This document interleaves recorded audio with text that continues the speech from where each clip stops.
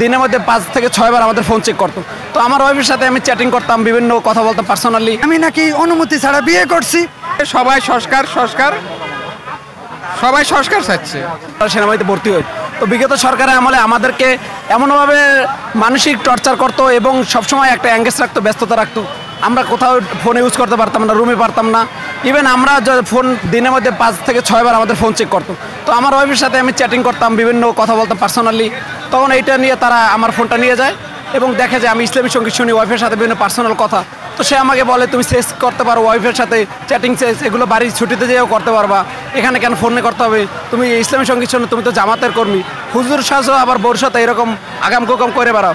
Even আমাকে firing রেঞ্জে নিয়ে গেছে, সেখানে আমাকে বলে তোমাকে ক্রস ফায়ার করবে এখানে আইনে। আমি ছিলাম ক্যাটাগরি থাকতে সেনাবাহিনীতে সব কিছু মাপ থাকার কথা, পিটি প্যারেড।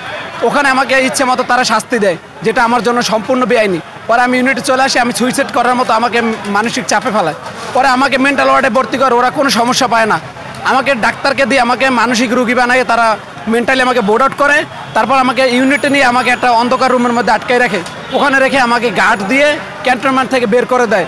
বলতেছে যে ডিজিএফআই তদন্ত করা হয়েছে, আমি নাকি অনুমতি ছাড়া বিয়ে করছি, আমি নাকি আপনার ক্যান্টনমেন্টে অনুপস্থিত। আমি উপস্থিত থেকেও আমাকে পাঠানো হয়েছে তুমি এটা সমাধান করে আসো। সেনাবাহিনীর সংস্কার এই কারণে চাই, আমার যিনি সিনিয়র, ওনার যে কোনো সিদ্ধান্ত, যে কোনো কিছু আমাকে মাথা পেতে মেনে নিতে হবে। এটার বিরুদ্ধে কোনো আপিল করা যাবে না, কোনো কিছুই প্রতিবাদ করা যাবে না। প্রতিবাদ করলে আমাকে রাষ্ট্রদ্রোহী এই সেই অন্য চার্জ লাগাইয়া করে দেবে, মিলিটারিতে আউট করে দেবে। যেমন আমাকে আউট করছে, আমি ডক্টর কামাল হোসেন, ব্যারিস্টার রফিকুল ইসলাম মিয়া, মাহমুদুর রহমান সাহেব, ওনাদের কাছে গেলে ওনারা বলছে যে আমার ব্যাপারে ওনারা কোনো কিছু করতে পারবেন না।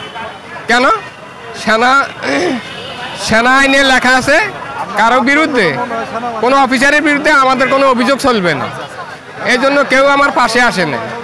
আল্লাহ তাআলা দিছে এই অগস্ট জুলাই বিপ্লবের বদলতে সবাই